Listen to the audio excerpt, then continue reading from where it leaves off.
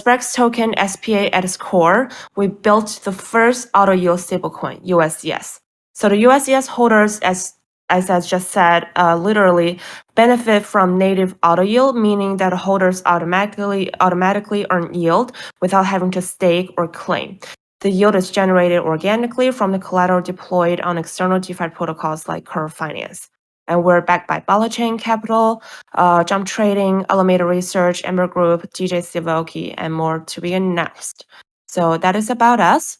Another good news is that, major good news is that it's just come one after another. This year, we got listed on Coin One, which is the biggest exchange in South Korea. We got listed on FTX, one of the biggest in the world, and now KuCoin. The KuCoin listing for us is not just a listing because so we know that Ethereum, Bitcoin, and USDs are listed on KuCoin with Arbitrum support already. What does it mean for us, for Vespa and SPA to be the first DeFi token with direct Arbitrum deposit withdrawal from KuCoin.com? Why does it make a difference for liquidity and efficiency of markets? Nico, would you like to take this question? So effectively, that listing removes one of the main barriers when it comes to integrating with Arbitrum. For many users, they're really familiar with Ethereum, but the whole process, bridging funds in and out of Arbitrum, can be quite cumbersome.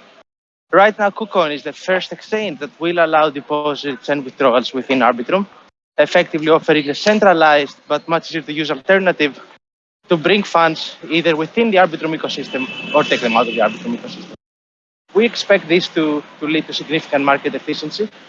One of the things we noticed in the past few weeks is that sometimes there's going to be a price differential between the price of SPA on Arbitrum and Uniswap and the price of SPA on centralized exchanges.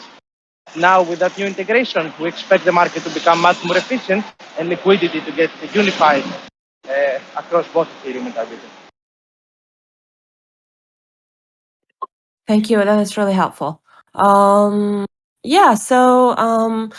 This question might be for Soup. Is that some community members has been speculating that can we expect to have USDs listed somewhere major in the near future? Do we have any progress on that? I think USDS has some way to go before it can get listed on centralized exchanges.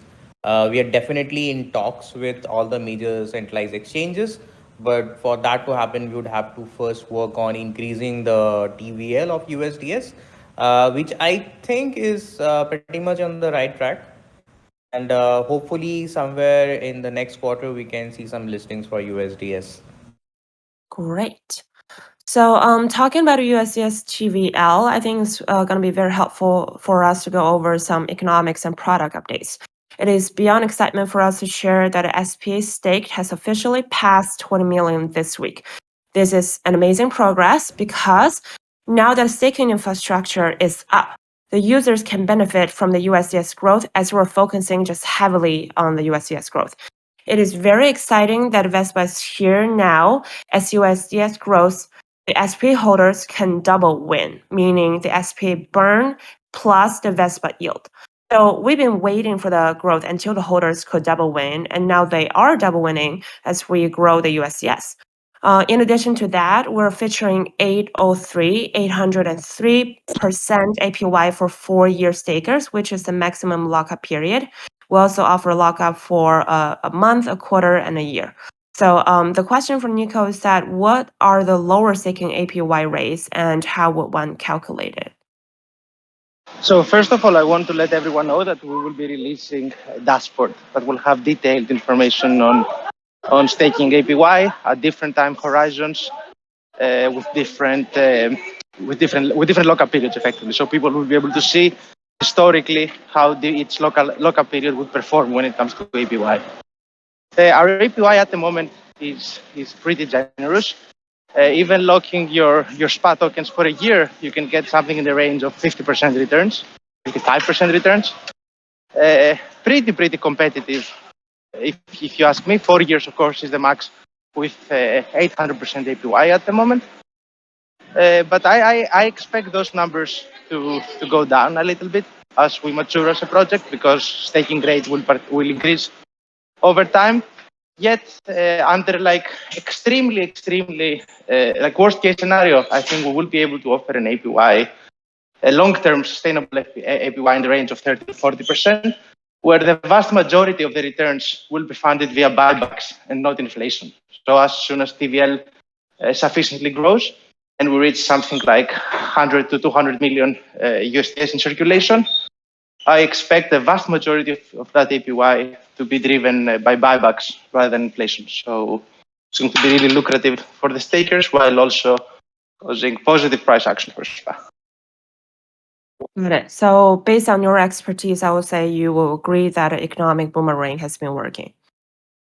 Yes, for now we already saw it. Pretty much both buybacks happened at the lower range of the weekly price action, and they offered strong support to keep the price of SPA from falling further. So effectively, whenever the price of SPA is lower, the buybacks will purchase more and more SPA tokens from the open market, therefore further boosting APY, which in turn should lead to more staking, which means that future buyback will have even more of a positive price effect, causing like a virtuous circle. I see. Okay. The next question is for Sue. What is auto cooldown and why is it helpful for users? Auto cooldown is a regular feature. So it's basically something which is present in all vote escrows, staking contracts, be it CRV, be it frax. So what auto cooldown means is the users wouldn't have to manually initiate a cooldown process for unstaking. So at the end of whatever lockup period the user has chosen, the user would be able to withdraw it. And what's more interesting is, the remain staked at residual value option. This is actually the brainchild of Nico, who is present here as well. So the idea behind that is, a lot of users will forget, to unstake, especially if you are staking for shorter duration. Uh, so what it allows users to do is earn some passive yield if, let's say, you have forgotten to unstake or restake after the end of the period for which you were looking to stake.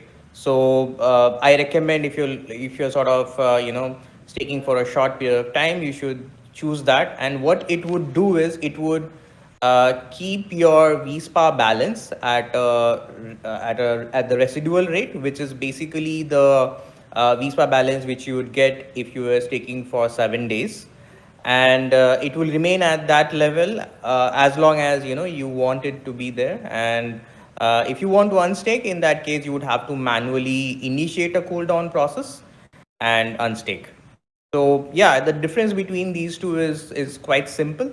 If you know for a fact, and if you basically want to stay in control of the staking process, then you should choose the auto cooldown process. But if you're like us and if you sort of forget that you have staked some tokens and you would still want to sort of accrue some gains out of it, then you should select to remain staked at the residual value. Yeah, I see. that's it. All of this. Okay. Thank you. All of this information is available on app.sperax.io. So you can go check it out. Another question is also for Sue. Any progress on the upcoming products? Any upcoming farms? What shall our community expect in the next 6 months or a year? Absolutely. I think Nico, I don't know if you would like to talk about the bond program. Yeah, for sure. Yeah. So apart, yeah, you go first. yeah. You So go Nico first. will, yeah. So Nico will be talking about one of the major product updates that we are going to bring in. Apart from that, we are working on a few other things, primarily focusing on a multi-chain implementation for USDS to enable USDS yield earning as well as farms on different chains, including Avalanche, Ethereum mainnet as well. So that is going to be our top priority for the next quarter. Then we have some new farm designs where we will launch a new kind of a farm implementation. And then Nico, I think, is going to talk about one of the most important product updates that is going to come now. Yeah. Yeah, so when it comes to the product we will be building, it will try to tackle a lot of the issues that have either been raised from the community or observed by us.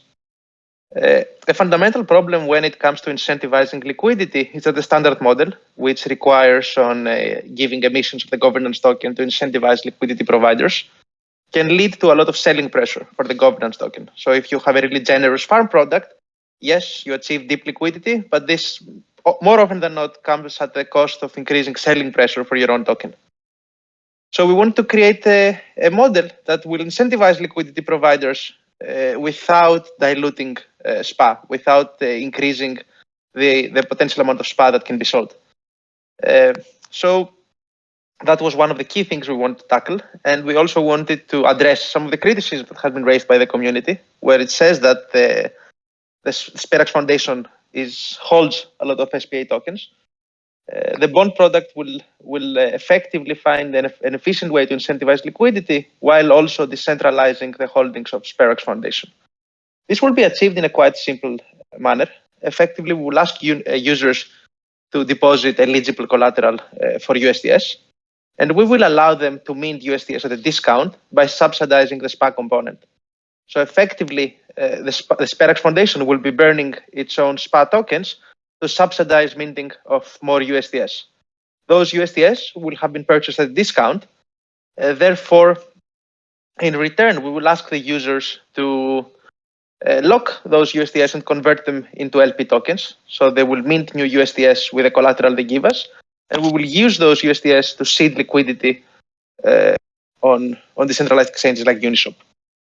So effectively, end users will be able to receive USDS at a discount, together with all the yield generated by the LP token, after a specific period of time has passed. So the more they lock their USDS, the bigger the discount they will get, the higher the APY. Effectively, this model gives user pretty high APY, but in the form of USDS rather than the form of SPA. So we expect that model to lead to significantly deeper liquidity for USDS, while at the same time significantly increasing the TVL of USDS, which, as all of you know, higher TVL means more yield generated, means more SPA being bought up in the open market. So if that program ends up being successful, we expect the price appreciation of SPA will be such to be able to continue rolling over that product with fewer and fewer SPA tokens in the future. So that's the idea, effectively. Allow users to mint USDS at a discount. This will lead to a significant amount of SPA being burned from Sperax Foundation holdings, which in turn will lead to a significant amount of TVL for USDS and more SPA buybacks from the open market. Okay, these are very exciting updates for the users to look forward to. Hi, Joe. Hi, Brennan. Joe, do you have any engineering update to share with the community? Hey, Frida, thank you. Oops. Yeah, because I just arrived at the office. I'm with Sue.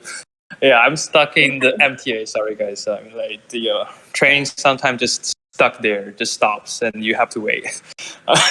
Yeah, that's it. I mean, thank you for Frida for bring this up. So for engineering wise, so we just finished VSPA. We are now researching and talking to multiple bridge projects to say how to implement the multi-chain design of USDS, because we're gonna land not only on Arbitrum but also on Ethereum mainnet, Avalanche, etc., Polygon, and other layer 2, etc. So we're actively talking with them and do research on our side. Also, Stargate is one particular project we are very interested in and is talking with them right now. And also we are doing feasibility research on the USDS bond from our result here, current result. I guess it's okay. We will ship USDS bond as soon as possible because this is our biggest, major focus, I guess, in the coming 2 months, I guess, right? Other than that, we are cleaning up our code, right? I guess when you ship one product, you want to clean this up, right? A lot to do. USDS, we are thinking of coming up with another strategy because we already became the largest CRV token holders. It's good timing for us to think about partner with another project, DeFi project, to generate more yield for our community. That's pretty much it. Sounds good. Thank you for the updates. Something from my side and also from Brennan's side is that we are publishing a Learn and Earn FAQ doc that will be published on the Sperax.io, our official website. In addition, we are publishing a Vespa FAQ on our Discord to better help our community members to navigate themselves in crypto. And lastly, we're very excited to share that we're opening the moderator position again. All are welcome to apply, so please contact someone, our senior moderator, if you're interested. I guess we can do the live stream at the end of the AMA. Brennan, what do you think? Yeah, that works for me. We'll have to switch to the AMA live stream channel. Video streams are not enabled in this channel, so we can move Okay. everyone manually, or people can switch. But whenever we're ready, I have it set up. Okay, I guess we'll save the most exciting part at the end of the AMA. Let me open the community questions now. 1 second.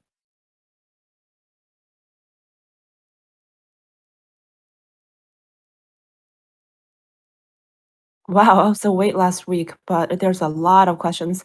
So from modern the first question is from Nissan Sala asking if any collaboration between us and the KuCoin exchange. Yeah, exactly. We just did an AMA with them, and the AMA highlight will be published on our Twitter and also our communities very soon, like Thursday or Friday. Second question. Kaushika mentioned, when do you plan to make the listing a real thing? Well, it already happened. So yeah, stay tuned for future listings. Are there any exchanges that you plan to collab with that can make bridging to Arbitrum easier for US citizens, especially those located in New York with really tight rules? Tech stuff side, how are you guys doing? Are you ever stressed or pretty content with the workload to help gain USDs adoption? We did mention about the future listing, exchange listing. As for the tech side, Joe, are you stressed? What do you mean by stressed? Like, are you under a lot of pressure?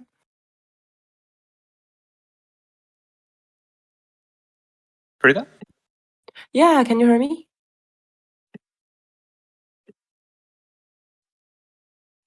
Can you hear me now? I think I cannot hear you somehow. Can you hear me now? How about now? Okay, yeah, I think my connection. Sorry about that. Yeah, can Oh. you just repeat? Yeah, sorry. Yeah, like people are really caring about your team. Yeah, people are really caring about your team, saying if you're under a lot of stress or whatever.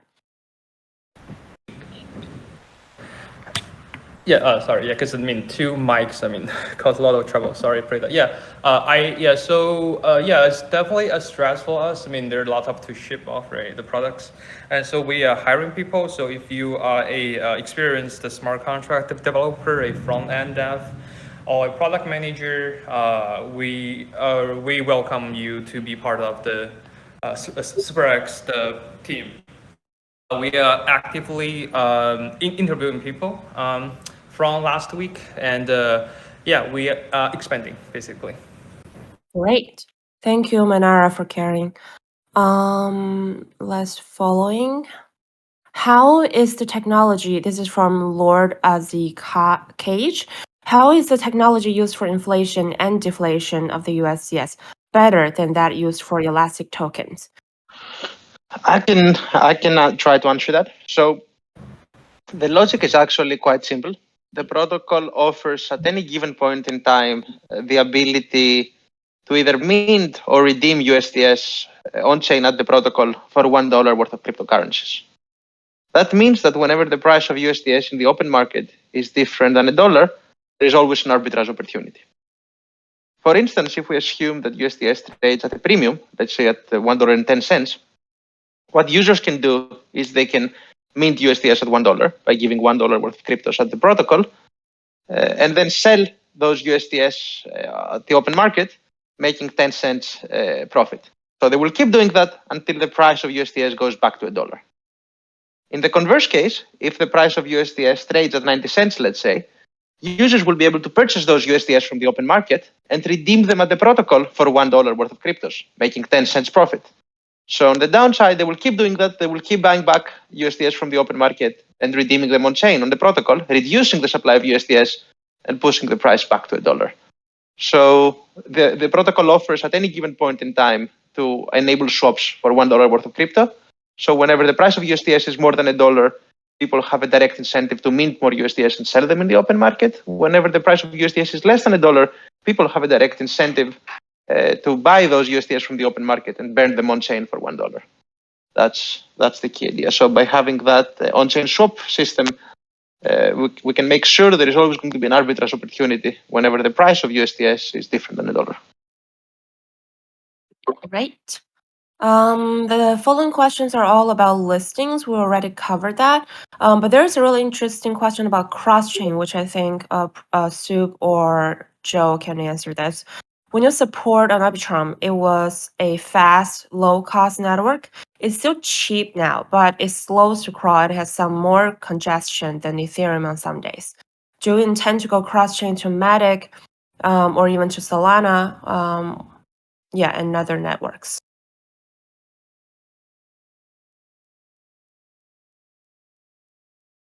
Joe, Soup, which one of you would like to take this question about cross-chain? I can do the cross-chain. It's a more technology-focused one, right?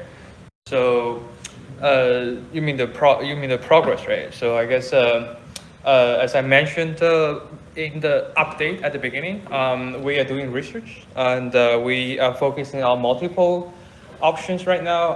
Chainlink is willing to offer us a customized communication system we could make use of. And Stargate is of a particular interest of us because we don't want to have a multiple bridge token on many blockchains, right? As what people usually do now, right? What we want to do is have one single native token, USDS, on a blockchain. Say Avalanche, we have one USDS, and that's it. No AUSDS, no BUSDS, only USDS. And the Stargate turns out to be a particular interest of us, and then we are talking with them. And also, we are open to other solutions like Wormhole, and also, I guess, a more traditional one. Right. So we are actively doing research, and we already finished out a specification on so the requirement on our side to make USDS multi-chain, at the same time do not break any economic design or dynamics we want, right? So that part is done. So the next part will be engineering side. We just want to flash out one great solution for our community, so you can smoothly use USDS cross chains. Got it. Okay. Following two questions are all about staking, SPA staking on KuCoin. Is there a plan for that? What are the staking pool pairs at Sperax SPA on KuCoin? What makes your staking ecosystem more attractive to investors and connoisseurs of the staking ecosystem like me? Is that about SPA staking? Yep, on KuCoin. Oh, to be honest, I haven't seen. Do we allow staking on KuCoin? Does KuCoin allow staking of SPA? I haven't noticed that. Okay. Is there any SPA leverage futures or margin trading on KuCoin?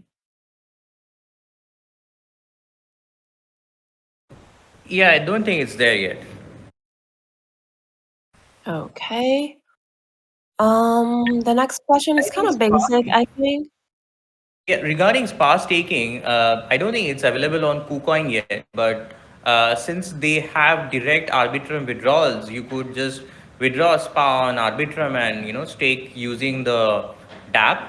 app.sperax.io and stake directly over there for really attractive APY. Got it. Okay. The next question is still about KuCoin trading. No, the next one is kind of basic. It's about how USC has been performing in the DeFi role, which I think Nicolas covered multiple times. So we're not going to go details into that. Next one following is SPA is still number one now on KuCoin. It means that there are more people on KuCoin buying SPA. Do you think KuCoin has a chance to go mainstream? I think you kind of answer yourself. If it's not mainstream, how come there are more people buying on KuCoin, right? I wonder if SPA has price guessing. I mean, you kind of want to say price speculation activity on KuCoin. So from the Sperax side, I just want to clarify that we don't want to like correlate or involve with any price speculation activities. It's all anything happened here about price speculation is unofficial. Thank you.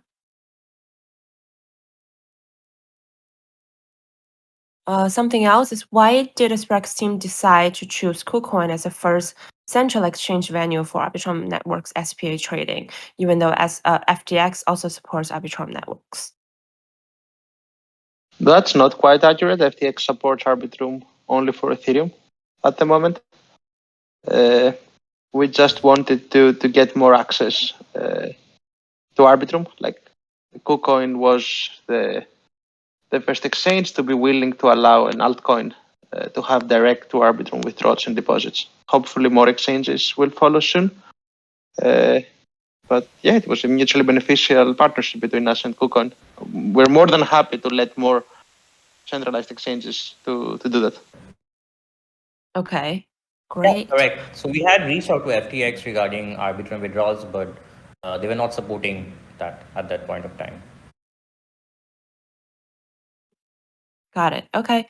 Why are listings so important for the growth, not just liquidity? Why does this contribute for the USDS lab after listings? This help for US listing to an exchanges.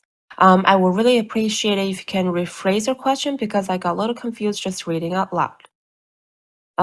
Following question is that I've locked SPA for just a month to test things out, but it seems there are no rewards for such a short lockup. There were 0 rewards claimable in 3 weeks. Is that the case?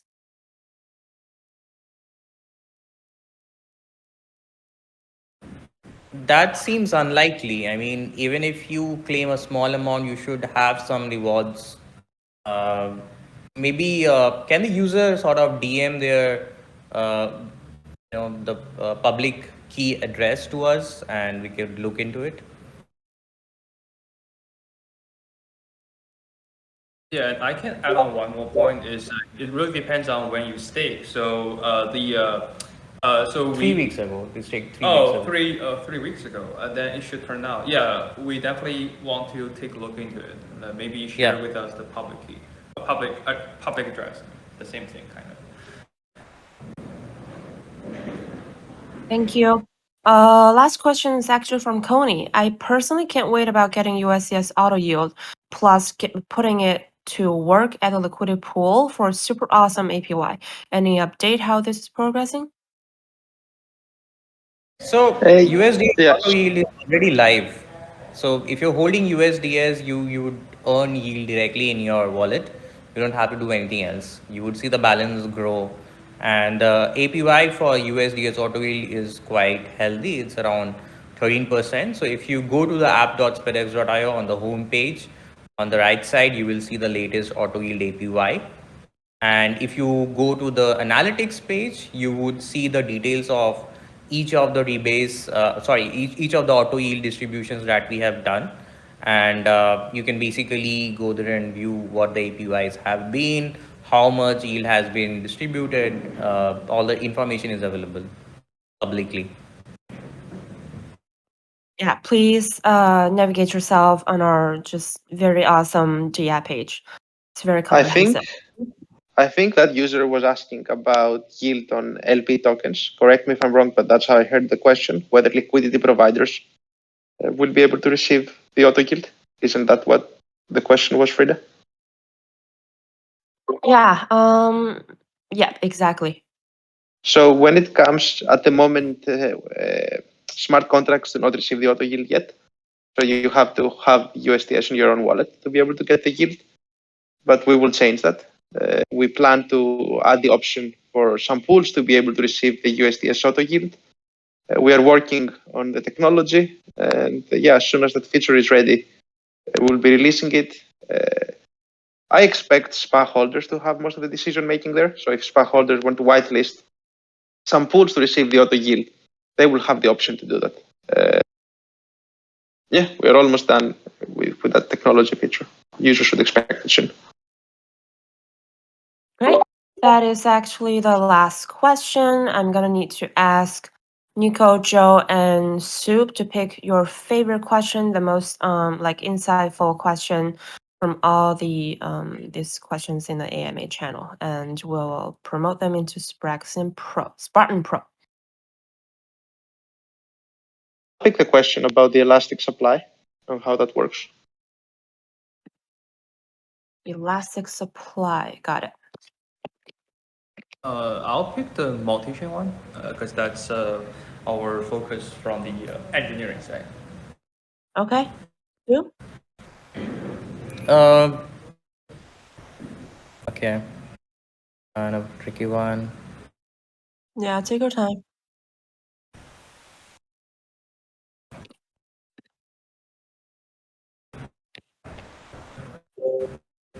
Okay, I'll pick the question about why we selected KuCoin as the first centralized exchange to support Arbitrum withdrawals. Okay.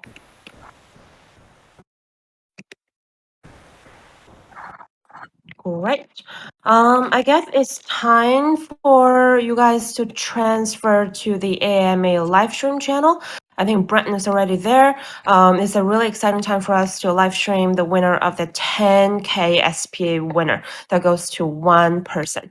So feel free to go transfer to live stream channel. And I think Brennan kind of mentioned that he's gonna probably open his video as well. So looking forward to it. See you there.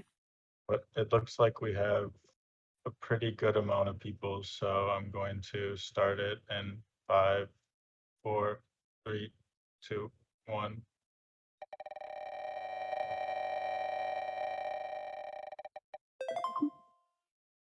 So, Sagsar, if I'm saying that correctly, congratulations. You have won. Is he in here? Because if he's not in here, then do we want to give it away if he's not in here, or should we require them to be in here? Let me find out his handle on a server and tag him. Yeah, this should be his handle right here.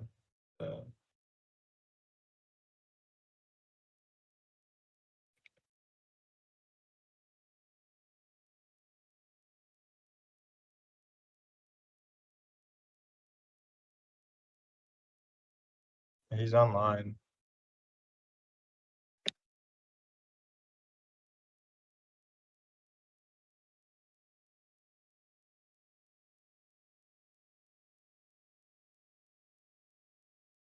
So I think if he's not in the channel, it would only make sense to give to the people in the channel. Yes. I'm going to spin again then in 3, 2, 1.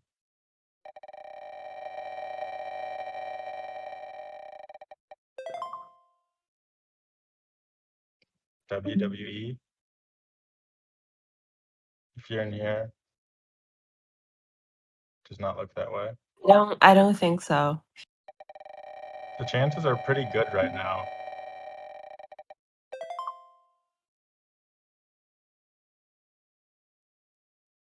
Sam 1981.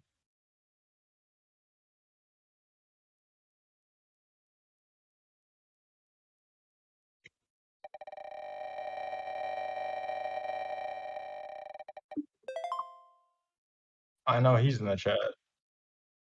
Oh, Congratulations. there we go. Yeah, Jesus. Jesus.